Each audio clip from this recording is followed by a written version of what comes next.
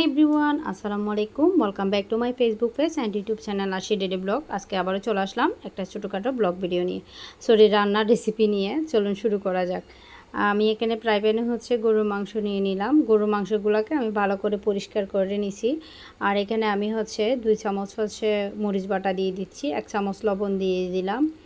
আমি এখন দিয়ে দিব পেঁয়াজ বাটা। এখানে আমি 2 চামচ পেঁয়াজ বাটা দিয়ে দিচ্ছি।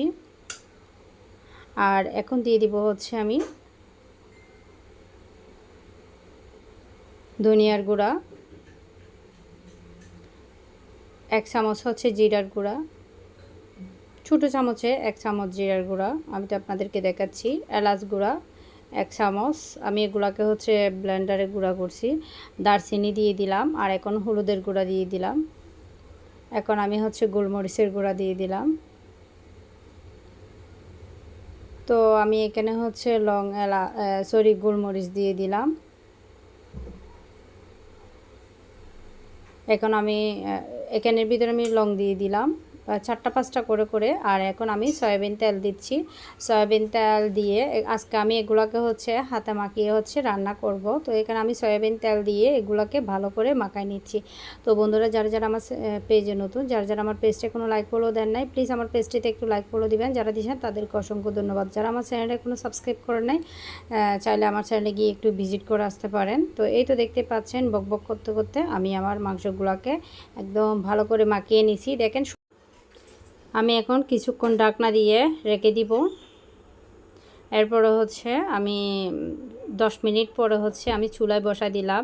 চুলায় বসাই আমি 7 মিনিটের মতো চুলায় দিয়ে এরপর ঢাকনাটা তুলে নিলাম। এরপরে আমি দেখেন তেজপাতা দিয়ে দিচ্ছি। তেজপাতা দেওয়ার পরে আমি এগুলাকে একটু নাড়াচাড়া করে নিচ্ছি। আপনারা চাইলে বেশিক্ষণ রেস্টে রাখতে পারেন।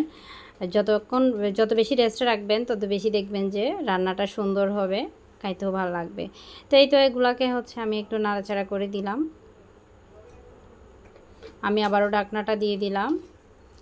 3-4 মিনিট পর আমি আবার ঢাকনাটা তুলে নিলাম। আমি এগুলাকে এখন নাড়াচাড়া করে আবারও একটু নাড়াচাড়া করে দিব।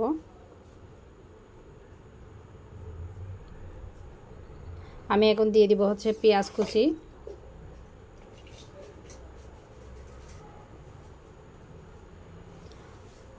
বারবার নাড়াচাড়া করে দিচ্ছি নিচে যাতে লেগে না যায়। এখন আমি দিয়ে দিচ্ছি অনেকগুলো রসুনের কোয়া, প্রায় 10-12টার মতো রসুনের কোয়া দিয়ে দিলাম। রসুনের কোয়াগুলো দিয়ে আমি এখন একটু আবারও নাড়াচাড়া করে দিচ্ছি।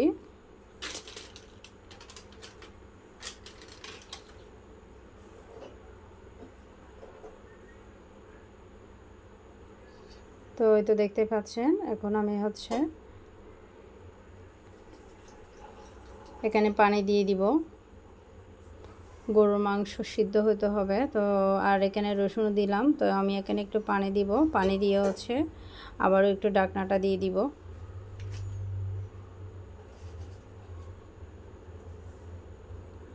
ছয় 7 মিনিট পর আমি ঢাকনাটা তুলে নিলাম। এই তো দেখতে পাচ্ছেন, একদম মাখা মাখা মাংসগুলো দেখতে অনেক সুন্দর লাগতেছে।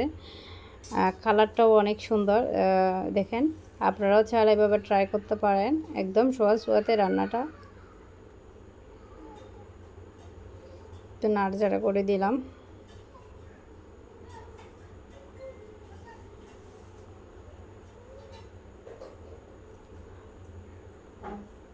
আমি বারবার নাড়াচাড়া করতেছি নিচে যাতে লেগে না যায়, এই জন্য।